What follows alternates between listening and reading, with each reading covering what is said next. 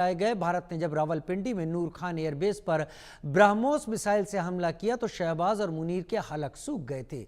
पाकिस्तान बुरी तरह से डर गया था कि भारत ने परमाणु हमला किया है।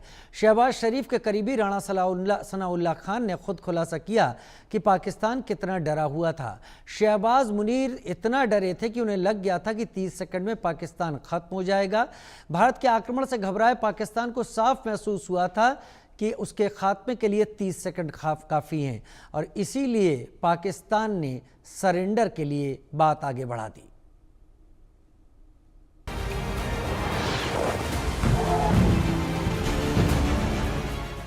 शहबाज के सलाहकार का बयान, 30 सेकंड में खत्म था पाकिस्तान। राणा सनाउल्लाह का खुलासा, ब्रह्मोस से ही छूटा था पसीना।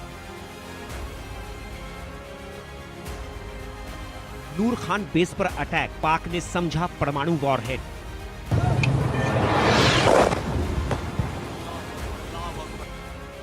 ऑपरेशन सिंदूर का खौफ, पाक को परमाणु हमले का भय।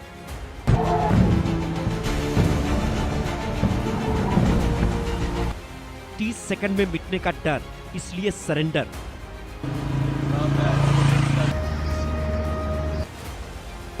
ये डर अच्छा लग रहा है, ये डर पाकिस्तान का है।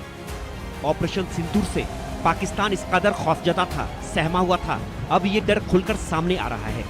ऑपरेशन सिंदूर के हमलों से भारत ने पाकिस्तान और पीओके में घुसकर आतंकी ठिकानों को नेस्तनाबूद कर दिया। भारत ने 22 अप्रैल को हुए पहलगाम हमले का बदला ले लिया, लेकिन पाकिस्तान ने भारत पर ड्रोन और मिसाइलों से हमले की कोशिश कर बड़ी गलती कर दी। पाकिस्तान की इस गुस्ताखी के बदले भारत ने पाकिस्तान के 12 में से 11 एयरबेस पर मिसाइल दागकर बड़ी तबाही मचाई। इन्हीं एयरबेस में पाक का नूर खान एयरबेस, जिस पर भारत ने ब्रह्मोस मिसाइल दागी। इस हमले में नूर खान एयरबेस पर भारी तबाही मची। ब्रह्मोस मिसाइल के हमले से ही पाकिस्तान में खौफ और खलबली मच गई। पाकिस्तान को लगा कि भारत ने परमाणु हमला कर दिया है। पाकिस्तान के प्रधानमंत्री शहबाज शरीफ के सलाहकार और बेहद करीबी राणा सनाउल्लाह ने खुद ये डर जाहिर किया है। राणा सनाउल्लाह ने कहा, ऑपरेशन सिंदूर से डर गई थी पाक सेना, ब्रह्मोस मिसाइल के हमले से डर गया था पाकिस्तान। ब्रह्मोस मिसाइल में न्यूक्लियर वॉरहेड का था डर। 30 से 45 सेकंड का समय बचा था ये पता लगाने के लिए।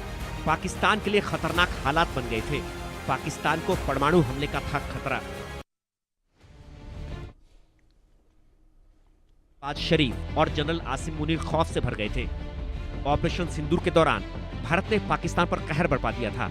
पाकिस्तान ने तुर्की और चीन के ड्रोन और मिसाइल से भारत के सैन्य ठिकानों को निशाना बनाने की कोशिश की, लेकिन असफल रहा। भारत के एयर डिफेंस सिस्टम और एंटी ड्रोन सिस्टम ने पाक के सारे ड्रोन और मिसाइलों को हवा में ही मार गिराया। भारत ने पाकिस्तान पर हमला कर उसकी वो हालत कर दी कि उसके पास फाइटर जेट उड़ाने के लिए एयरबेस सुरक्षित ही नहीं बचे।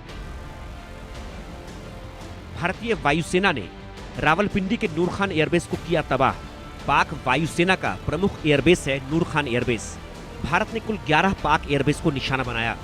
सरगोधा, भुलारी, जैकबाबाद, सुकूर, रहीम खान जैसे एयरबेस पर तबाही मचाई। हमलों में पाक के रनवे, विमान हैंगर, महत्वपूर्ण इमारतों को भारी नुकसान पहुंचा। पाकिस्तान के इन एयरबेस पर तबाही का अंदाजा सैटेलाइट तस्वीरों से लगाया जा सकता है। एयरबेस इस लायक ही नहीं बचे कि उन पर फाइटर जेट टेक ऑफ कर सके। 1971 में भी भारत ने नूर खान एयरबेस पर भारी तबाही मचाई थी।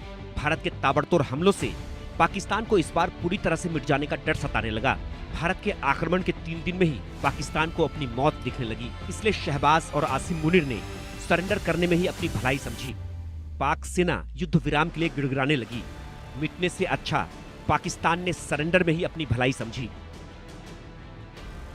Bureau report, India news. कई खास मेहमान मेरे साथ इस वक्त जुड़ रहे हैं क्योंकि राणा सनाउल्लाह का बयान है, जो कि पाकिस्तानी पीएम के सलाहकार हैं। अगर वो कुछ ऐसी बात कहते हैं तो उसके कई मतलब भी होते हैं।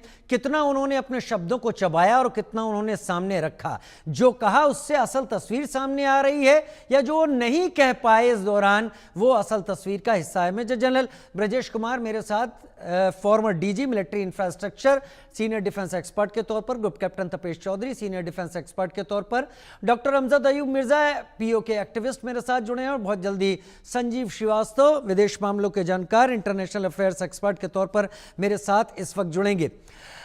मेजर जनरल ब्रजेश, क्योंकि आप फॉर्मर डीजी हैं, मिलिट्री इंफ्रास्ट्रक्चर के चीज़ों को समझते हैं, इस्तेमाल क्या करना है, कैसे करना है, हम सब तो कहानी सुनते हैं लेकिन आप लोग स्ट्रेटेजी का हिस्सा होते हैं। राना सनाउल्लाह क्या जो कह रहे थे उसमें बहुत कुछ छुपा रहे थे या फिर जो कह पा रहे थे, मतलब मैं सवाल भी ब्रीफ नहीं कर पा रहा हूं, वो क्या छुपा रहे थे और क्या बता रहे थे, आप ही साफ कर दीजिए ब्रजेश कुमार जी। राजीव जी, ये तो बात अभी तो एक महीने के आसपास हो गया है, तो सबको सब लोगों को मालूम है। ये बात राजा सनाउल्लाह से भी नहीं छिपी थी। हालांकि वो सरकार के काफी करीब रहे हैं, वो हिस्सा रहे हैं, लेकिन जो वाकयात हुआ, जो घटनाएं हुई 6-7 तारीख की रात से और 9-10 तारीख के सुबह, 10 तारीख के सुबह तक ऑपरेशन सिंदूर में, वो तो अच्छी तरह से पाकिस्तान को झकझोर के रख दिया।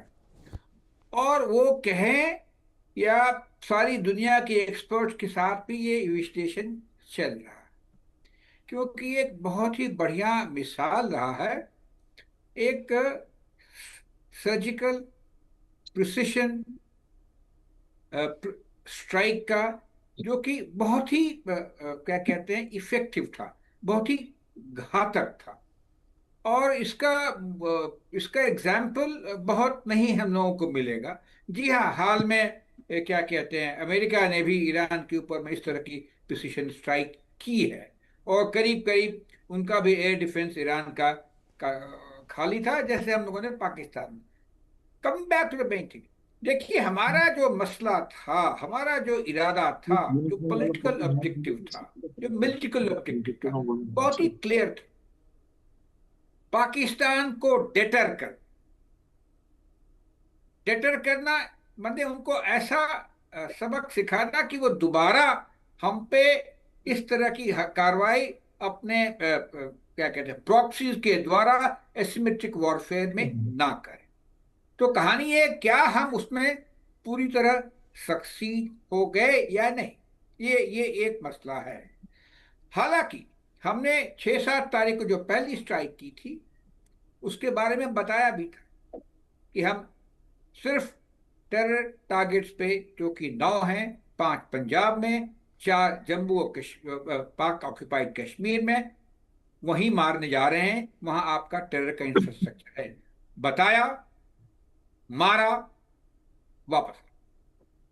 इसके बाद थोड़ा लल था, जब कोई हमने पाकिस्तान का रिस्पांस अगले दिन में देखा, और फिर बाकी 9-10 तारीख की कहानी हमको मालूम। इतने जोर से, इतनी शक्ति से, इतनी प्रभावशाली स्ट्राइक दुनिया में कम देखी गई है, और ये मिलिट्री एनालिस्ट के ग्लोबली एक विषय बन गया है, एक क्या कहते हैं, समझने का एक विषय सा बन गया है। तो हमने किया क्या? हमने उनके जो कहते हैं अपनी चाल चोल की बाल चोल क्या कहते हैं, आम भाषा में घुसकर मारा, माने बिना इनकम्बरेंसेस के स्ट्रेटेजिक टारगेट्स को जाके कुछ बम वर्षा की दिखाया।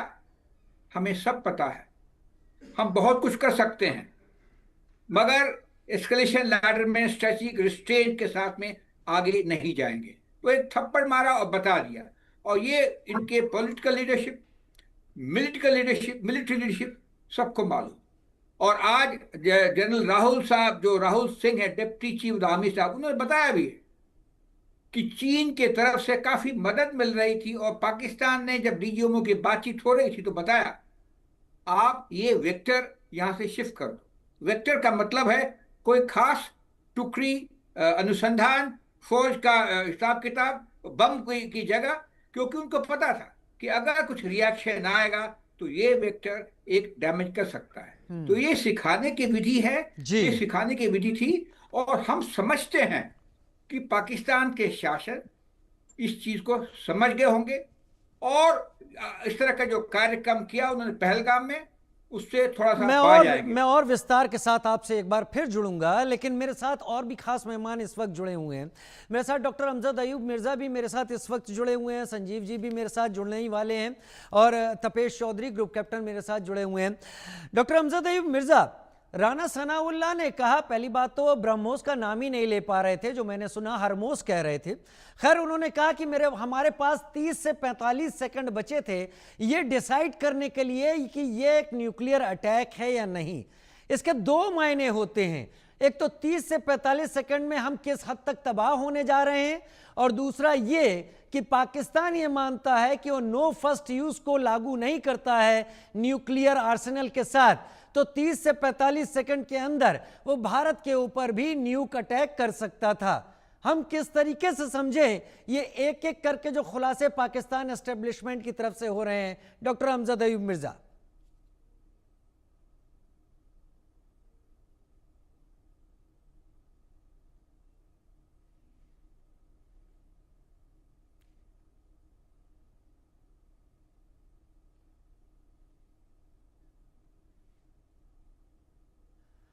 ठीक है, मैं डॉक्टर अमजद अयूब मिर्ज़ा से रुख करूंगा, उनसे बात करूंगा, लेकिन तपेश जी मैं आपका रुख कर लेता हूं क्योंकि आप मेरे साथ इस वक्त जुड़े हुए हैं। तपेश जी, मुझे आप ही ये समझा दीजिए इसी सवाल के जवाब में कि राना सनाउल्लाह कहना क्या चाहते थे। वही बात जो मैंने शुरू में कही कि तो ब्रह्मोस का नाम भी नहीं ले पा रहे थे, लेकिन वो कहना क्या चाह रहे थे? क्या उनके पास वक्त नहीं बचा है खुद को बचाने के लिए, और क्या वो ये कहना चाह रहे थे कि इतनी देर में हम ये तय कर लेंगे कि अब हम इंडिया के ऊपर न्यूक स्ट्राइक कर देंगे? जी बिल्कुल, जिस तरह से राजीव जी हमारी स्ट्राइक्स हुई थी, तो ये इनिशियली जब तक कोई ग्राउंड पे नहीं है, ये आइडेंटिफाई करना बहुत मुश्किल होता है कि ये न्यूक अटैक है या नॉर्मल ब्रह्मोस अटैक है, क्योंकि ब्रह्मोस का भी वॉरहेड काफी कैपेबल है, और जिस तरह से ब्लास्ट होता है, जिस तरह से डैमेज होता है, तो ये आइडेंटिफाई करना थोड़ा मुश्किल होता है। तो ये डेफिनेटली उन लोगों को लगा होगा कहीं इंडिया ने जिस तरह की तबाही हुई, और जिस तरह से एक बार शहबाज शरीफ ने भी बोला था कि मौलाना मुनीर ने उनको रात को 2 बजे जगाया और फोन किया, तो जिस तरह की ये चारों तरफ से घंटियां बजनी शुरू हुई होंगी, क्योंकि जब भी इस तरह के अटैक होते हैं तो बेस से कमांड हेडक्वार्टर से टॉप एयरफोर्स हेडक्वार्टर्स, देन वहां से आर्मी हेडक्वार्टर्स, फिर पॉलिटिकल हेडक्वार्टर्स, तो ये जब घंटियां बजनी शुरू होती है तो पैनिक होता है। और जब इसी को कहते हैं, ये चाइनीज विस्पर होता है कि आप स्टार्ट कहीं से करते हो और इंफॉर्मेशन पहुंचती कहीं और है। तो जब नीचे से ऊपर तक बिल्कुल क्लैरिटी नहीं होती और पैनिक कम्युनिकेशन होता है, तो ये थोड़ा सा घबराहट होती है, और उस घबराहट में ये कम्युनिकेशन, मुझे जो लगता है उनके बयान से, कि ऐसा पहुंचा होगा कि इंडिया ने न्यूक अटैक कर दिया है, तो हमारे पास सोचने के लिए 30-45 सेकंड थे, क्योंकि अगर हम वापस कर पाते हैं नहीं तो हम कर सकते हैं उस अटैक को। अदरवाइज न्यूक्लियर अटैक का जो इंप्रेशन होता है या जो डैमेज होता है, वो 30 से 45 सेकंड में वो तबाह करता है। ऐसा इमीडिएट हीट और शॉक वेव से तो और लाइट से तो होता ही है, लेकिन उसके बाद जो रेडियो मटेरियल को घूमने लगता है, जो स्किन बर्न होनी शुरू होती है, तो वो मेरे ख्याल से इस बात में रेफर कर रहे थे कि हमारे पास शायद उतना टाइम था, लेकिन बाद में हमें पता लगा कि वो न्यूक अटैक नहीं था। तो आई थिंक ये रेफरेंस था उनका। अच्छा, ये रेफरेंस उनका था, मतलब मैं इस रेफरेंस को किनारे कर सकता हूं तपेश जी कि वो न्यूक रिस्पांस का उनका रेफरेंस नहीं था? नहीं, न्यूक रेफरेंस का मुझे नहीं लगता कि वो इस समय उन्होंने एक और बात बोली कि हमें ऐसा लगा कि अब हमें न्यूक्लियर अटैक कर देना चाहिए था, क्योंकि ये उन्हें डाउट आया कि 30 से 45 सेकंड में अगर हम ये जज कर पाए कि ये न्यूक्लियर अटैक है, तो हमें भी न्यूक्लियर अटैक करना पड़ेगा। लेकिन उतना ही शायद हमारे पास आइडेंटिफिकेशन टाइम था। ये क्लैरिटी नहीं है, ये मेरा अपना ओपिनियन है उनकी बात सुनने के बाद, और इसलिए उन्होंने बोला कि हमने नहीं किया। तो किसी ने उनसे पूछा भी कि क्या इसमें इंडिया की तारीफ करनी चाहिए कि वो न्यूक्लियर अटैक नहीं, तो उस पर उन्होंने कोई कमेंट नहीं किया और बोला कि नहीं, इसमें कोई तारीफ वाली बात नहीं है। चलिए, ये अपना राना सनाउल्लाह का ये इशारा था कि वो क्या करना चाहते थे। लेकिन डॉक्टर अमजद अयूब मिर्ज़ा मेरे साथ इस वक्त जुड़ेंगे। डॉक्टर अमजद, मैं यही सवाल मैंने आपसे भी, आपके सामने भी रखना है कि पाकिस्तान क्या चाहता था राना सनाउल्लाह की तरफ से? पाकिस्तान ये चाहता था कि 30 से 45 सेकंड में खुद की जान बचाओ, लीडर्स की जान बचाओ, क्योंकि बात चकलाला की थी, नूर खान एयरबेस की थी, जो रावलपिंडी और इस्लामाबाद के, मतलब चकलाला का मतलब इस्लामाबाद ही माना जा सकता है, ज़्यादा दूर नहीं है वहाँ से। तो हमारे पास 30 से 45 सेकंड में या भागना है या इंडिया के ऊपर स्ट्राइक करनी है। आप किस तरीके से राना सनाउल्लाह के बयान को देखते हैं? जी बहुत शुक्रिया। देखें, तीन बातें मैं करूँगा छोटी छोटी। पहली बात तो ये है कि जब हम पाकिस्तान कहते हैं, या जब हम्म। जब पाकिस्तान वाले सरकार पाकिस्तान कहती है, हम्म। तो उससे उनका मतलब पाकिस्तान की जनता नहीं होता, उससे उनका मतलब GHQ और इस्लामाबाद ही होता है। एग्जैक्टली। तो जब कहते हैं कि पाकिस्तान ख़त्म हो जाता, तो उसका मतलब ये है कि GHQ ख़त्म हो जाता, और इस्लामाबाद की जो सरकार है वो भी ख़त्म हो जाती। पहली बात तो ये है। दूसरी बात यह है कि पाकिस्तान जो है, उसकी मिसाल पता नहीं ये अच्छा है या बुरी मिसाल है, लेकिन उसकी मिसाल एक स्ट्रे डॉग की है, आवारा कुत्ते की है, जो हर आने जाने वाले पर भौंकता है। जो उसको कोई रोटी डाल दे तो उसके पीछे दुम भी लाता है, और लोगों के पीछे भागता है कि इस नियत से कि मैं इनको काटूं, लेकिन काटता नहीं है। जब आप उसको पत्थर मारते हैं तो फिर वो चौं चौं चौं चौं करते हुए रोना शुरू करके दूर भाग जाता है। आप देख लें, पाकिस्तान की भी यही हालत है। ना इसका कोई धर्म है, ना इसका कोई सियासी जो है वो गवर्नेंस का सिस्टम है, और ये हर अपने हमसाय को के ऊपर भौंकता है। इंडिया पे भौंकता है, अफगानिस्तान पे भौंकता है। मतलब है, कोई ऐसा देश है जिस पे ये ना भौंकता हो। तो फिर इसको जो रोटी डालता है, चाइना रोटी डालता है तो चाइना के पीछे दुम मिलाता है। अमेरिका रोटी डालता है तो अमेरिका के पीछे दुम डालता है। और ऐसे बैठ के ललचाई नजरों से हिंदुस्तान को देखता है कि ये मुझे कब रोटी डालेगा। इसीलिए तो शहबाज शरीफ ने कई दफा कहा है कि हम इंडिया के साथ ट्रेड चाहते हैं। तो ट्रेड का क्या मतलब है? रोटी दो, रोटी दो, रोटी दो। तो ये पाकिस्तान के जो राना सनाउल्लाह ने जो ये बयान दिया है, उसने एक्चुअली अपने लोगों को ये बताने की कोशिश की है कि भाई ये जंग हमने बंद इसलिए की या करवाई, कह के किसी को इंडिया को कह के, क्योंकि हमें हमारे पास जो चाइना का माल है, जिससे रेडार से हम डिटेक्ट करते हैं, या जो डिफेंस सिस्टम है हमारा, एंटी मिसाइल डिफेंस सिस्टम है, ये सारे सिस्टम जो है ये फेल हो रहे हैं। और हमें कुछ पता नहीं है कि ये कहीं इंडिया से ब्रह्मोस के साथ कोई न्यूक्लियर वॉर रेडी ना आ जाए। दैट इज वाई, आप मुझे सुन पा रहे हैं? एकदम सुन पा रहे हैं। दैट इज वाई इन्होंने जो है वो फौरी तौर पर इंडिया को कहा कि हम जंग बंद करने के लिए तैयार हैं। ये कहते हैं हम न्यूक्लियर वेपन अटैक करते, ये कभी भी न्यूक्लियर वेपन अटैक ना नहीं कर सकते, क्योंकि इनका जो न्यूक्लियर प्रोग्राम है, इनके जो न्यूक्लियर एसेट्स है, वो तो सारे अमेरिका के कंट्रोल में है। एग्जैक्टली। तो अमेरिका से पूछने का भी तो टाइम चाहिए। और आखिरी बात, मैं आपको एक न्यूज़ देता हूँ, आपको शायद ये ऑलरेडी पता भी होगा कि 25 साल के बाद माइक्रोसॉफ्ट ने पाकिस्तान में अपने तमाम ऑपरेशंस बंद कर दिए। जी। मतलब है यार, क्या ये कोई देश है? कहते हैं फॉरेन डायरेक्ट इन्वेस्टमेंट आ रही है, फॉरेन डायरेक्ट कहाँ से आ रही है? वो तो जा रही है। उसने सारे ऑपरेशन बंद कर दिए। ये नहीं कहा कि हम 10% बंद करें या 20% बंद करें। पाकिस्तान जो है जब तक मौजूद है, उस वक्त तक शांति नहीं आ सकती साउथ एशिया में। ये मैं आपको, आप कहें तो सोने के पन्ने पर लिख के देने के लिए तैयार हूँ। उसकी वजह यह है कि पाकिस्तान को क्रिएट ही इसलिए किया गया कि ये न्यूसेंस वैल्यू होगी इसकी, ये ट्रबल मेकर होगा। और इस वक्त चाइना और अमेरिका दोनों बेशक आपस में लड़ रहे हैं, लेकिन जहां पाकिस्तान की बात आती है, उनको एक ऐसा वो मिलता है लोकल गुंडा, जो हमसाया जो है, nice neighbourhood, quite neighbourhood, flourishing neighbourhood को डिस्टर्ब कर सके। तो ये इसीलिए इन दोनों की से पैसे ले रहा है और मूछों को ताव दे रहा है, और कह रहा है जनाब फिक्र ही ना करें, मैं ऐसी की तैसी किया कि फेर दूंगा। लेकिन जब पत्थर पड़ता है उस कुत्ते को, तो फिर चाऊ चाऊ चाऊ चाऊ चाऊ चाऊ करता है वो भाग इधर जाता है। से भी पैसे पकड़ना और इधर से भी पैसे पकड़ना और ले देकर वो काम करना, वो डर्टी जॉब करना, जो डर्टी जॉब अमेरिका और चीन सीधे सीधे नहीं कर पा रहे हैं। उस डर्टी जॉब को निभाने की जिम्मेदारी पैसे लेकर पाकिस्तान के हाथ में है। संजीव जी मेरे साथ इस वक्त जुड़े हुए हैं इंटरनेशनल अफेयर्स एक्सपर्ट के तौर पर। संजीव जी, मैं राणा सनाउल्लाह के बयान को एक किनारे रख देता हूं। राणा सनाउल्लाह ने जो कहा कई बार क्या होता है कि हम सीनियर लीडरशिप के तौर पर कुछ बातों को जानबूझ के दुनिया के सामने रखते हैं और कुछ बातों को जानबूझ के दुनिया से छुपाते हैं, जिससे आगे के लिए दरवाजे खुले या आगे के लिए एक रास्ता बनाया जा सके।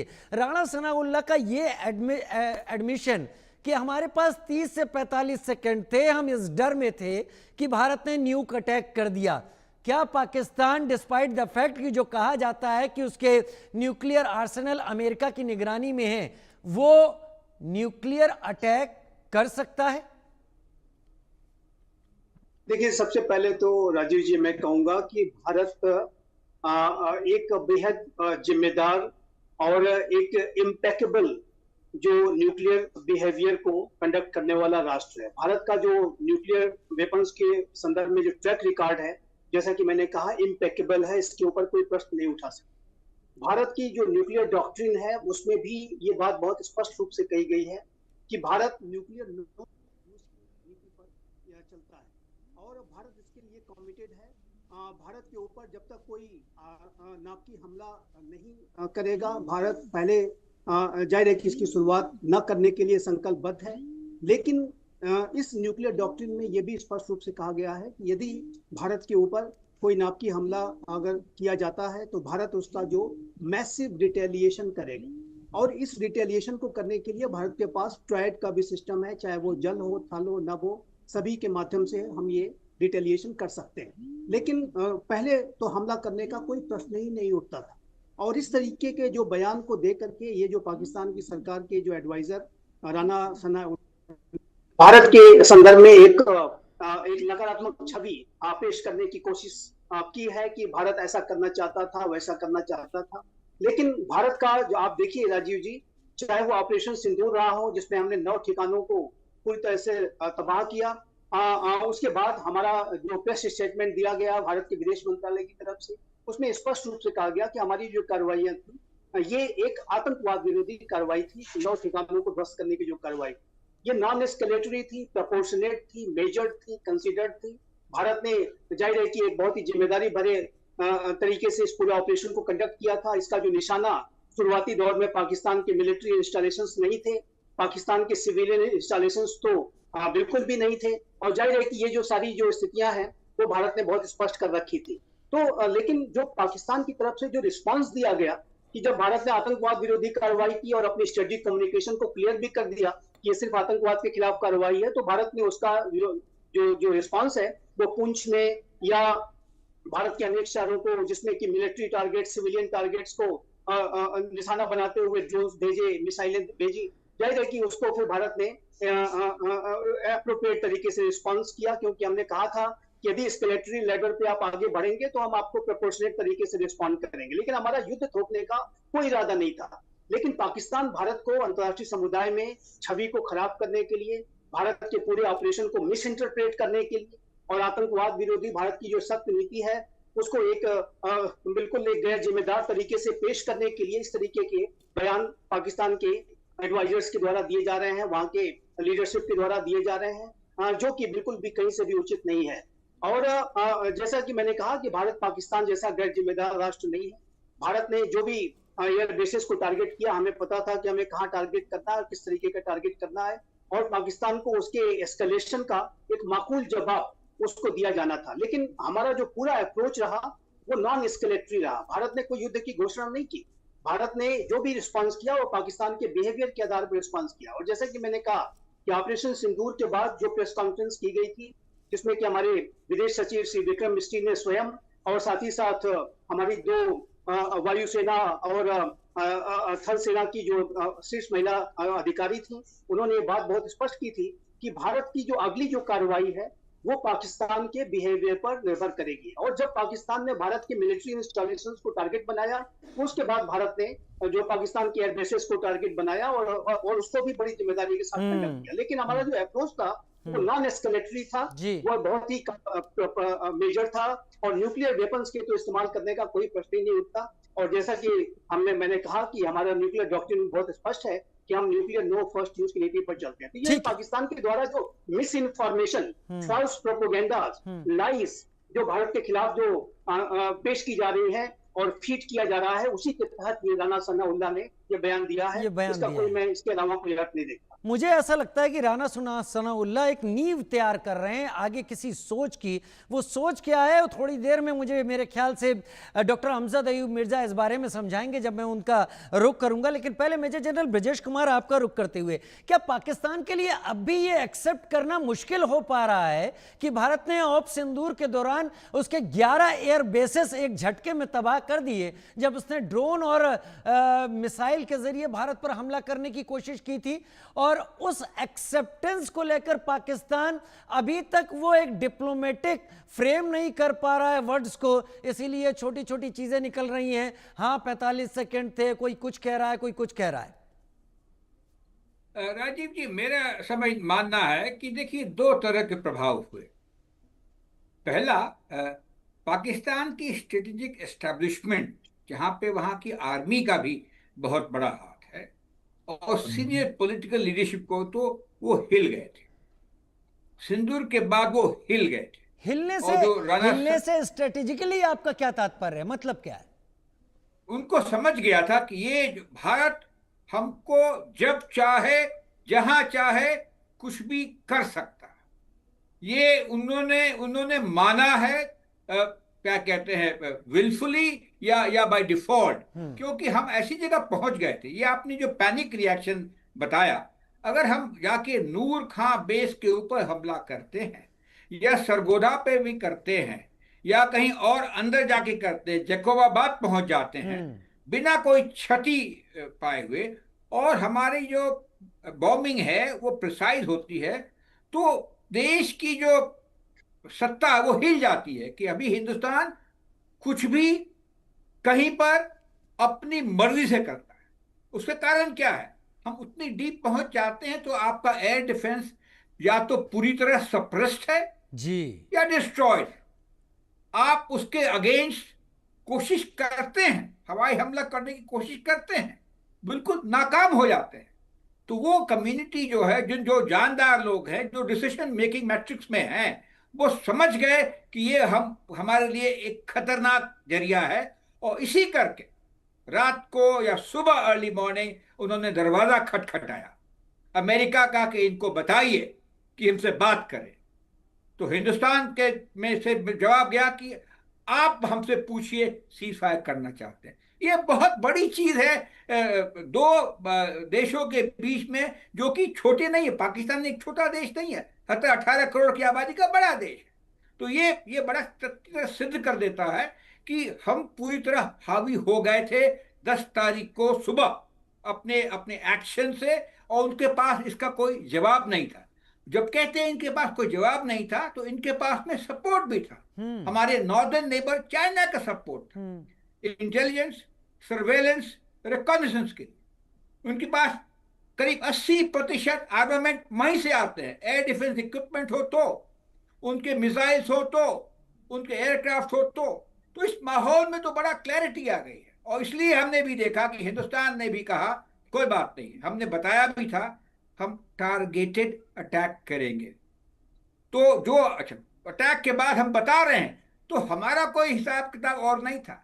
और जहां न्यूक्लियर की बात ये बता रहे हैं, वो तो एक या तो घबराए भी हुए, वो जो राजा सनाउल्लाह साहब हैं वो तो घबराए हुए हैं। न्यूक्लियर अटैक भला हम क्यों करने गए, कोई मतलब ही नहीं बनता है। और आपने देखा कि प्रेस ब्रीफिंग में DG air force operation air marshal Bharti ने भी कहा ओह सरगोदा में वो था, मुझे तो पता ही नहीं है। तो कहने का मतलब India has been all along एक बहुत जिम्मेदार देश, और ये छोटी छोटी चीजों से हमें असर नहीं पड़ता है, मगर जहां मेजर चीजें होती हैं जो आप करते हैं तो उसका हम हिसाब किताब करेंगे। तो ये तो बात रही उसकी। लेकिन यस, लड़ाई आजकल इंफॉर्मेशन वॉरफेयर के थ्रू भी चलती है, और वो चलती रहती है। तो किनेटिक वॉर हो या कॉन्टैक्ट वॉर हो, उसके अलावा इकोनॉमिक वॉर और इंफॉर्मेशन वॉर चलती रहती है, और उसको लोग तरह तरह से उसका क्या कहते हैं एनालिसिस करते रहते हैं। तो जो अभी बयानबाजी चल रही है पाकिस्तान में, उसको एक अपने पब्लिक से एक छिपाने का भी बदला है। ये बस हाइड योर वीकनेस। आप कहते हैं इतने स्ट्रांग हैं, हम लड़ाई जीत गए, हमारे आर्मी चीफ को क्या कहते हैं फील्ड मार्शल बना दिया, तो उसके लिए भी एक स्पेस चाहिए, एक नैरेटिव चाहिए, वो शायद बिल्डअप कर रहे हैं। और वैसे भी वहाँ का शॉर्ट्स तो रावलपिंडी ही फाइल करता है, ये पूरी कहानी तो रावलपिंडी की है, मतलब कि वो आर्मी स्टाफ की है।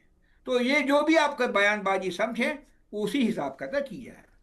और वाकई। इसी में आगे देखें कि वो आगे भी चल रहे हैं, चीन से भी दोस्ती है, और अब अमेरिका के प्रेसिडेंट को भी उन्होंने थोड़ा बहुत क्या कहते हैं पकड़ने की कोशिश की है, उनकी ईगो को मसाज करके, उनके क्रिप्टो करेंसी को अपने यहाँ ले आ करके, और नोबेल के लिए खुली छूट नॉमिनेट करके।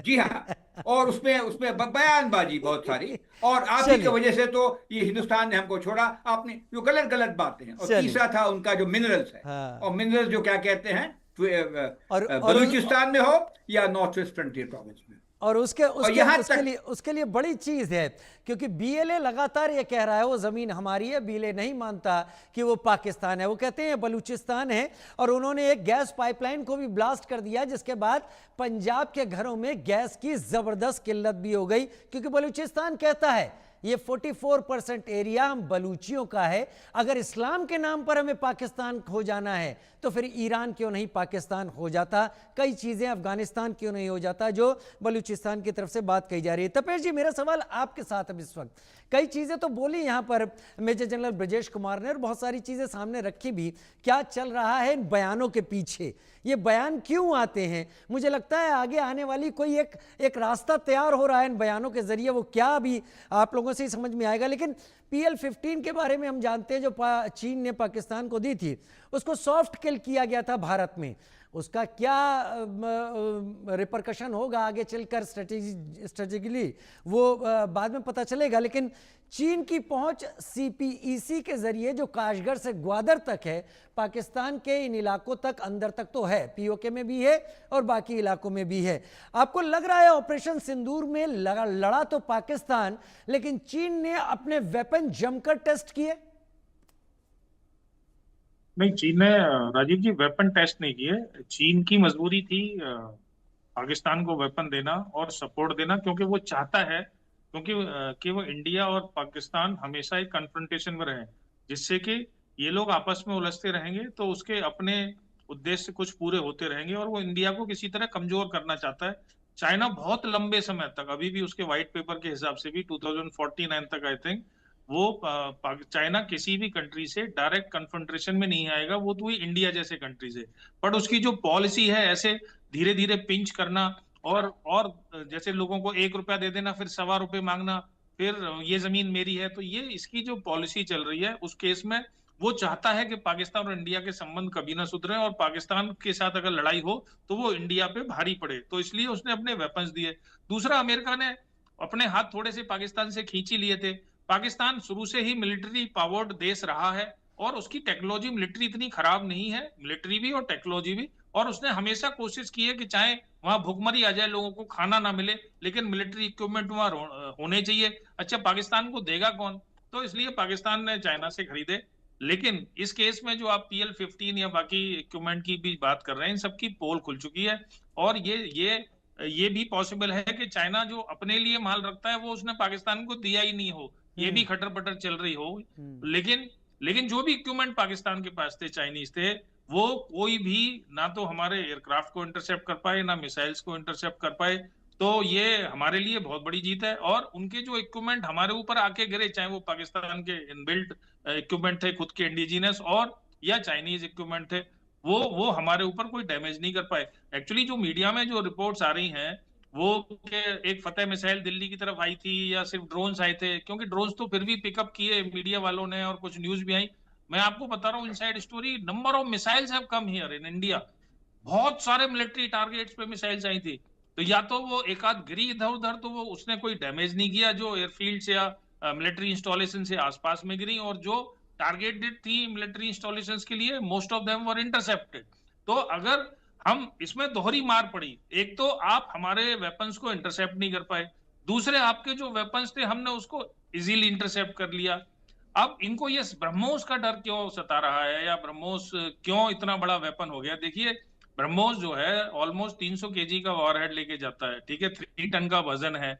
इसके बाद इसको सारे रडार्स पिकअप भी नहीं कर पाते हैं, और जो ब्लास्ट होता है ना, वो ब्लास्ट सिर्फ वॉरहेड की वजह से नहीं होता है, काइनेटिक एनर्जी एंड वेलोसिटी की वजह से होता है। तो 3 मैक की स्पीड से मिसाइल जा रही है, 3 टन की मिसाइल है, तो उसका जो इम्पैक्ट होता है वो बहुत जबरदस्त होता है।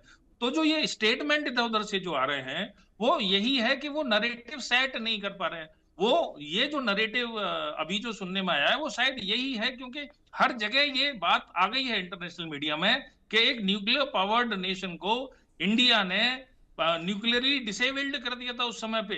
अच्छा, जो ट्रिमर्स आए थे उस समय सुबह मॉर्निंग में, तो अब आप न्यूक्लियर ब्लास्ट को कैसे आइडेंटिफाई करोगे? देखिए 3 तरीके हैं सिर्फ। एक तो लाइट ज्यादा होती है, एक उसकी हीट ज्यादा होती है, तीसरे ट्रिमर्स आते हैं, सिस्मिक एक्टिविटी बढ़ जाती है। तो कैसे पता लगेगा? अब जिसको एक्सपीरियंस नहीं है उसको क्या पता लगेगा कि ये हीट है या इसकी इसमें नॉर्मल ब्लास्ट में इतनी लाइट होनी चाहिए। लेकिन सीस्मिक एक्टिविटी और जो 30 से 45 सेकंड के बाद जो एट ए डिस्टेंस पे लोगों की स्किन बर्न शुरू होती है उस हीट की वजह से, तब पता लगता है ये न्यूक्लियर ब्लास्ट है।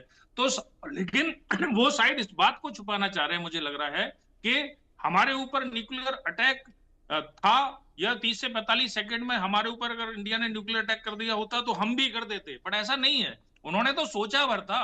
अरे मैं बोल रहा हूँ ना, किराना हिल्स पे हमारी मिसाइल ऐसे जाके नहीं गिरती हैं। ठीक है, एयर मार्शल भारती ने जो भी बोला या जिसने भी बोला, हम बहुत सारी चीजें नहीं बोलने की होती, पर मैं तो बोल सकता हूँ ना, मैं तो रिटायर्ड हूँ। ऐसे थोड़ी कि किसी को चगाई हिल्स और वहां पे, अब आप देखिए पॉलिसी कि जहां पे F-16 खड़े हुए हैं, को कैसे वेपन आप ले जा सकते हो? या तो F-16 से ले जा सकते हो, आप मिसाइल से ले जा सकते हो। तो आपने उस मिसाइल साइट को भी अटैक किया, आपने F-16 भी अटैक कर दिया, और आपने उसका एंट्री एग्जिट भी बंद कर दिया, तो कर लो, कहां से करोगे? और उसके बाद जो ट्रिमर्स आए होंगे, वो ट्रिमर उनके दिमाग में आज तक घूम रहे हैं कि वो ट्रिमर क्या था, और इसीलिए तरह तरह की बयानबाजी शुरू हो रही है। किसी को समझ में नहीं आ रहा है इसको कैसे सामने रखा देयर जाए। वर रिपोर्ट्स थी कि 3 ट्रेमर्स आए थे, लेकिन IAEA ने ये कहा कि नो न्यूक्लियर स्पिलेज। खैर, उनकी अपनी अलग बात है, यूएस ने भी ऐसे ही बात कही, लेकिन बहुत कुछ ऐसा था जो वो बोरॉन केमिकल वो तो प्रूव हो चुका है। हाँ। वो बोरॉन केमिकल का एयरक्राफ्ट क्यों आया था इजिप्ट से? मिस्र से जो आया था, वो क्यों आए थे इजिप्ट से, लेकिन उसके बारे में कोई क्लैरिफिकेशन नहीं है। फिर भी अमजद भाई मेरे साथ जुड़े हुए हैं। अमजद भाई, अब मुझे समझाइए, जो मैंने तब सवाल आपके सामने रखने की कोशिश की थी, पाकिस्तान सोचता क्या है, उसके दिमाग में चलता क्या है? मतलब आपने कहा पाकिस्तान को अलग कीजिए, GHQ और इस्लामाबाद। चलिए, GHQ और इस्लामाबाद सोचता क्या है? मैं कारगिल से लेता हूं। पहले कहा कि कारगिल में हम नहीं हैं, वो कुछ वहाँ के लोग हैं जो चोटियों पर आ गए। फिर धीरे धीरे कहा नहीं, हमारे लोग हैं। फिर उनकी डेड बॉडीज एक्सेप्ट करनी शुरू की, फिर उनको तमगे देने शुरू कर दिए। तो पाकिस्तान सोच क्या रहा है, सोचता क्या, दिमाग में क्या है? पहली बात तो ये है कि आप मुझसे क्या समझने की कोशिश करेंगे। आपको तो सारी समझ है, आप तो अपने सवालों के जरिए हमें समझा रहे हैं सारा कुछ, और जनता को भी और जो दर्शक हैं उनको भी समझा रहे हैं। आप बड़े तेज हैं इस मामले में। दूसरी बात ये है कि भाई पाकिस्तान ने माफी के साथ आप लोगों से सीखा है, कोई तेज नहीं हूं, आप लोग एक्सपर्ट हैं और आप जाने इस शोध की। तेज इन द पॉजिटिव सेंस, जी। तेज इन द गुड सेंस। अच्छा, उसमें पाकिस्तान क्या सोचता है, इतना आपको इतना चिंतक होने की क्या जरूरत है? It is simple. पाकिस्तान सोचता है डॉलर, डॉलर सोचता है पाकिस्तान। और फिर मैं ये कहूंगा कि जब हम पाकिस्तान कहते हैं तो उससे हमें ये मानना चाहिए कि हम GHQ और इस्लामाबाद की पार्लियामेंटेरियंस और उनके गवर्नमेंट और उनकी जुडिशरी और बड़ी bureaucracy is Pakistan. Janata is not Pakistan. जनता तो लड़ रही है। कल भी 12 पाकिस्तानी फौजी बलूचिस्तान में मारे गए, उससे पहले 16 जो है वो KPK में मारे गए। हर जगह तो युद्ध हो रहा है, जनता तो लड़ रही है। जनता is not Pakistan. Janata is Bloch, Janata is Pashtun, Janata is Sindhi, Janata is Jammu Kashmiri, Janata is Gilgit Baltistani. तो ये जो पाकिस्तान, जब आप कहते हैं ना पाकिस्तान क्या सोच रहा है, तो मैं उससे ये मुराद लेता हूँ कि आपका मतलब है पाकिस्तान की फौज क्या सोच रही है, जनरल क्या सोच रहे हैं। वो सिर्फ डॉलर सोचते हैं और कुछ नहीं सोचते। जनता क्या सोच रही है? जनता सोच रही है कि पाकिस्तान के इन फौजी जर्नैलों से कैसे जान छुड़ाई जाए। और मैं आपको ये बता रहा हूँ कि शदीद लड़ाई हो रही है। कल भी बलूचिस्तान में मस्तूम के ऊपर बलोच BLA ने कब्जा कर लिया, और 2 घंटे तक, और ये ले के गए वहां पे आर्मर्ड कार्स लेके गए उनसे छुड़ाने के लिए, लेकिन इनको इतनी मार पड़ी पाकिस्तानी फौज को कि इनको वहां से हटना पड़ा। 7 फौजी वहां मारे गए सिर्फ। और फिर 2 घंटे उसके बाद ये BLA वहां बैठी रही, उसके बाद वो चले गए, बैंकों को आग लगा दी, जो सिंबल हैं पाकिस्तानी ऑपरेशन के, गवर्नमेंट बिल्डिंग्स, उनको आग लगा दी। तो पाकिस्तान, अगर आप जनता की बात करते हैं तो वो तो ये सोच रहे हैं, लेकिन जिस पाकिस्तान की तरफ आप इशारा कर रहे हैं वो सिर्फ डॉलर सोचती है, और वो डॉलर से जो मर्जी काम करा लो भाई। एक किराए का कातिल है, उससे आप जो मर्जी करा लो, जी जी। है ना। तो वो जब उसकी ड्यूटी लगती है कि अब आपने इंडिया को करना है तंग, तो वो इंडिया को तंग करता है। परसों मुझे ये खबर आई थी कश्मीर POJ से कि 6 टेररिस्ट जो है बिल्कुल फुल्ली हैवीली वेपनाइज्ड जो है, उनको तैयार करके तो पुंछ जो इंडिया का है उसके ऑपोजिट LOC के इस तरफ लॉन्च पैड पे पहुंचा दिया गया है। अब मुझे नहीं पता वो ऑलरेडी क्रॉस करने की उन्होंने कोशिश की है, यानी कि मैंने न्यूज़ नहीं देखी।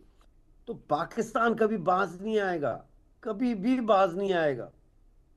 पाकिस्तान की जनता सोचती है कि इस अजाब से कैसे, अब हम वो कहते हैं ना आजाद कश्मीर, आजाद कश्मीर, हम कहते हैं आजाब कश्मीर। उसको आम POJ का जो है जब वो करता है तो वो कहता है आजाब कश्मीर। आप किधर से हो? वो कहता है आजाद कश्मीर ना, आजाब कश्मीर ने, कि हम आजाद कश्मीर नहीं आजाब कश्मीर से हैं। तो ये चीज़ है कि डिपेंड्स कि आप कौन से पाकिस्तान की बात कर रहे हैं। वो पाकिस्तान जो जनता है जहाँ पे, या वो पाकिस्तान जो फौजी जर्नैलों और इन लोगों के कंट्रोल में। जी Sanjeev ji, Pakistan itself as a country as a whole, Pakistan ने तो अपने यहाँ हाई कोर्ट में ये दस्तावेज दे दिए थे जब एक मामला पाक ऑक्यूपाइड कश्मीर का आया था कि वो तो फॉरेन लैंड है, उसके बारे में हम क्या कर सकते हैं। Pakistan north west frontier province में उलझा हुआ है, पाकिस्तान बलूचिस्तान में उलझा हुआ है, और सिंध भी ऐसी बात नहीं है कि खामोश है। भले वहाँ पर PPP की सरकार है और बिलावल उसी के पानी के लिए भारत को कहते हैं कि पानी नहीं बहा तो खून बह जाएगा, क्योंकि वहाँ की पब्लिक को किस तरीके से चेहरा दिखाएंगे। पाकिस्तान फ्रेगमेंट्स में ज़्यादा अच्छा है या पाकिस्तान अभी जो कलेक्टिवली दिखता है वो ज़्यादा अच्छा है? क्योंकि ये सोच तो भारत के साथ 70 साल से केवल और केवल खून खराबे तक ही सीमित रही है अभी तक। देखिए, जैसा कि अभी मिर्जा साहब ने कहा कि पाकिस्तान के जो रियल रूलर्स हैं, जो पाकिस्तान की जो कि आर्मी और ISI है, वो तो सिर्फ अपने पॉकेट्स की और अपने वेस्टेड इंटरेस्ट के बारे में ही सोचते हैं, और उनको तो अपने हितों के अलावा और जो है सारी चीजें सेकेंडरी दिखाई देती है। वो अपने राष्ट्र के हितों को लगातार गिरवी रखने का कार्य करते रहे हैं। कभी वो अमेरिका को गिरवी रखते थे, आज ये चाइना को अपने सारे संसाधन गिरवी रखते जा रहे हैं, और अपने जो उनके ऐशो आराम में कोई कमी ना आए, उनके आलीशान जीवन में कोई कमी ना आए, उनके जो बंगले, उनके स्विमिंग पूल्स, उनके जो बड़े बड़े महल बना रखे हैं उसमें कोई कमी ना आए, उसको वो बनाने का उनका सबसे बड़ी प्रायोरिटी रहती है। और वहाँ के जो सेना के जनरल्स हैं जब रिटायर हो जाते हैं तो वो बड़ी बड़ी कंपनीज के जो CEOs बन जाते हैं।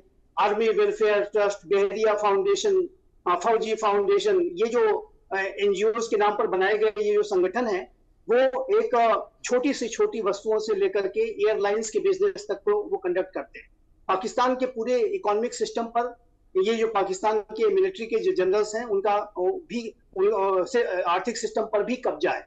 मिलिट्री का तो उनका डोमेन है ही, राजनीति को तो आप देखते ही हैं कि कैसे वो राजनीतिज्ञों को कठपुतली की तरीके से जो है नचाते हैं, और जब कभी भी कोई राजनीतिज्ञ उनके इशारों पर नाचना बंद करना चाहता है तो या वो जेल में जाता है या उसे पतली गली से विदेश का रास्ता दिखा दिया जाता है, और ज्यादा जिद की तो फांसी का तख्ता भी तैयार रहता है। जैसा कि आप जानते हैं जुल्फिकार अली भुट्टो के साथ क्या हुआ जी, बेनजीर भुट्टो की किस तरह से हत्या की गई थी। और उसके बाद जो है अभी नवाज शरीफ भी जेल में थे, जब उन्होंने दिखाने की कोशिश की कि मैं भी कुछ हूँ, तो उनको बता दिया गया, आईना दिखा दिया गया कि ये आप हैं और आपका स्थान जो है आपको बता दिया। इमरान खान ने भी वही करने की कोशिश की।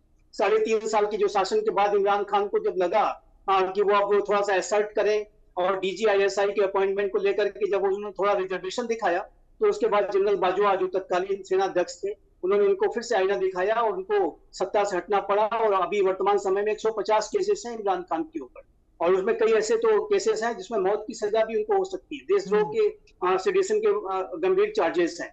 तो ये पाकिस्तान के हुक्मरानों की ये सच्चाई है। और पाकिस्तान कैसा लगता है, देखिए पाकिस्तान की जो मानसिकता जिस तरीके की है, ऐसे में तो ये टुकड़े टुकड़ों में विभाजित पाकिस्तान ही ज्यादा बेहतर होगा। ये इस तरीके का जो पाकिस्तान है, जो कि आप देख रहे हैं कि वो जो जिस तरीके की अपनी अप्रोच को दर्शाता है, चाहे वो भारत हो, चाहे वो अफगानिस्तान हो, चाहे वो ईरान हो, चाहे वो पूरा अंतर्राष्ट्रीय समुदाय हो, सभी के लिए ये जो पाकिस्तान है वो एक सिरदर्द बना हुआ है।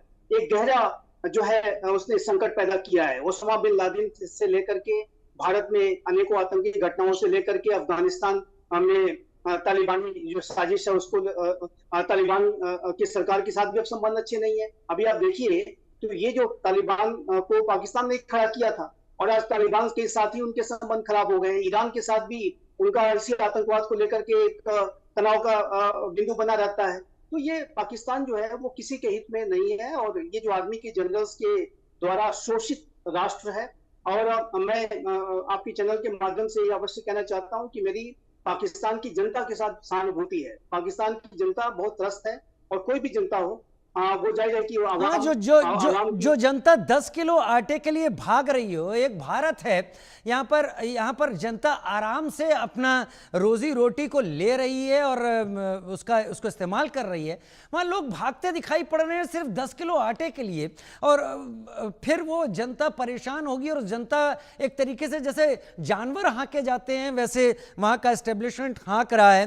लेकिन major general Brajesh Kumar, 11 air bases पर भारत ने अटैक किया था। वो तब जब जैसा तपेश जी भी कह रहे थे कि बड़े मिसाइलों से अटैक हुआ है। सिरसा की बात है, राजस्थान में भी एक मिसाइल गिरा दी गई थी और उसके बारे में कई कहानियां अलग अलग हैं।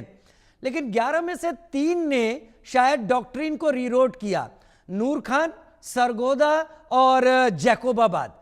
ऐसा क्या था इनमें कि इन्होंने उस पूरे 4 दिन के बाद पाकिस्तान को ये सोचने पर मजबूर किया कि one more strike and Pakistan will be a case study, और आज हम ऐसे बयान देख रहे हैं। Major general Brajesh Kumar.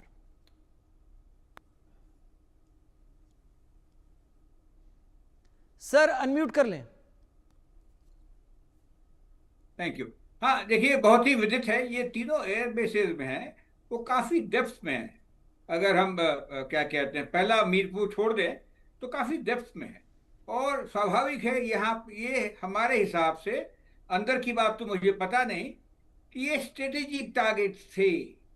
तो स्ट्रेटेजिक टारगेट्स में आप पहुंच जाते हैं तो खतरा लगता है, उनको डर भी लगता है। और दूसरी बात यह है कि आमतौर पर दुश्मन जो भी एक स्टेट होता है, सारी चीजें एक साथ नहीं रखता है। इसमें सरगोदा का महत्व काफी अच्छा खासा है। सरगोदा एयरबेस है जहां F-16 है जो कैरियर का काम करता है। थोड़े पश्चिम में जहाँ 60-70 किलोमीटर में, तो वहां पे न्यूक्लियर पावर प्लांट है, उनका न्यूक्लियर एनरिचमेंट फैसिलिटीज है। और 5-6 किलोमीटर पूर्व में आएंगे तो वहां उनके मैगजीन्स है। मैगजीन्स का मतलब वो जहाँ पे वो अपने आयुध रखते हैं, वो पहाड़ है, किनारा हिल्स का नाम, जगह का नाम है, जिसके अंदर रखते हैं। तो ये जब जगह आपको उनको पता चलता है कि दुश्मन को मालूम है, और दुश्मन बड़ी परिपक्वता से बिना किसी चीज के झिझक के वहां पहुंच जाता है, दस्तक देता है और कुछ बम वर्षा भी करता है। जैसे हम लोगों ने एक सॉफ्टवेयर ऑप्शन लिया कि एयरफोर्स बेस जो है उसके रनवे के ऊपर में 2-3 बम डाल दिए ताकि रनवे इनइफेक्टिव हो गया कुछ घंटों के वास्ते। जब इस तरह की हरकत होती है तो जानकारों को पता चल जाता है कि भाई देखिए कुछ यहाँ पे है। उसके अलावा भी जैसे हमने पहले बताया था कि इन सब चीज़ों का जो एयर वॉरफेयर सामग्री के मूवमेंट का थोड़ा बहुत सैटेलाइट से भी पता चलता है, और जो कि हमारा मानना है कि शायद चीन ने भी उसको खबर कर दी होगी। अमेरिका भी इस बात को देखता है। तो कहीं लड़ाई होता है तो जितने इंटरेस्टेड पार्टीज हैं अपनी अपनी योग्यता के अनुसार उस चीज की अनुभव करते हैं। तो जो जिस तरीके से ये आप देखें, इन 3 जगहों पे हमारा पहुंच जाना बिना झिझक के और बम वर्षा कर देना, बाय डिजाइन लीथल था लीथल नहीं था, एक बहुत चीज दर्शाता है, ये बता देता है खबरदार और हमारा एम वही था, डेटर का इंग्लिश में, इंग्लिश में जो जी शब्द इस्तेमाल जी। करते हैं हम लोग, पाकिस्तान को डेटर करना मतलब खबरदार करना कि भाई सुधरो नहीं तो। ठीक है। इतना ही हमारा लेसन देना शायद और उपयुक्त था। वो मैसेज इतना गहरा चला गया कि उसके लिए बयान अब तक आ रहे हैं। अमजद भाई, क्या एक्सपेक्ट करना चाहिए आगे आने वाले कुछ दिनों में? पाकिस्तान मजबूरी में, या कहते हैं ना कि वो सुधरना आता ही नहीं, ऐसे किसी और हमले के लिए वेट करना होगा भारत को, या इंतजार करना होगा, पाकिस्तान करे बिना नहीं रहेगा? पाकिस्तान तो पूरी तैयारी कर रहा है ना। पाकिस्तान का आप देखें, अंदर की तो रिपोर्ट मेरे पास नहीं है, दिलों के भेद तो मैं नहीं जानता, लेकिन जो प्रैक्टिकली वो कर रहे हैं, तमाम लॉन्च पैड्स को, तमाम जो इंडिया ने डिस्ट्रॉय किए, इनके आतंकवादियों के बिल्डिंग्स वगैरह, वो सब हंगामी बुनियादों पे रिपेयर हो रहे हैं। फिर जो है एक प्रोग्राम वहां पे चल रहा है पाकिस्तान में, नन्हे मुजाहिद, नन्हे होता है ना छोटे बच्चे, नन्हे मुजाहिद का, ये 8 साल से 13 साल और 15 साल के उम्र के बच्चों को 4 जगह पे ट्रेनिंग दी जा रही थी सिंदूर ऑपरेशन से पहले। ये तो वो बहुत ट्रेनिंग खतरनाक दोबारा है। शुरू हो जी। ये तो बहुत खतरनाक सोच है, उन बच्चों का बचपन खत्म हो जाएगा। वो तो पूरे पाकिस्तान के बचपन खराब हो गया है, तो इन बच्चों का क्या बचपन खराब होना है? वो तो लोग भूख से तंग है वहां पे, जैसा आप कह रहे हैं आटा नहीं है, रोटी नहीं है, तो लोग कहते नन्हे हैं चलो। मुजाहिद, ये अभी भी चल रहा है काम? जी जी, नन्हे मुजाहिद का काम चल रहा है, 4 लोकेशंस पे चल रहा है, इंक्लूडिंग बावलपुर, मानसेरा, मुजफ्फराबाद, और एक और जगह है जिसका भी मेरे ज़हन में नाम नहीं आ रहा, वहाँ पे चल रहा है। ये 3 महीने का कोर्स है, पूरा कोर्स 1 साल का है, लेकिन 3-3 महीने के इसके सेक्शन हैं, और उसमें इस्लामिक जहादी जो आइडियोलॉजी है वो इंडोक्ट्रिनेशन की जाती है। इसके अलावा वेपन ट्रेनिंग है, फिर इसमें बॉर्डर क्रॉसिंग ट्रेनिंग है, और उन्होंने ऐसे जगह बनाई हुई हैं जो बिल्कुल बॉर्डर का रेप्लिका है एलओसी के। तो वो फिर उनको ट्रेनिंग कराते हैं, आपने जाना कैसे है और फिर वापस कैसे आना है। इसी तरह से वेपन को कैसे आपने हैंडल करना है, कैसे वेपन खोलना है, कैसे वापस उसको संभल करना है, मोटा मोटा ये है। फिर जंप्स हैं, फिर स्विमिंग है, मतलब है ये सारी उनको ट्रेनिंग दी जाती है, और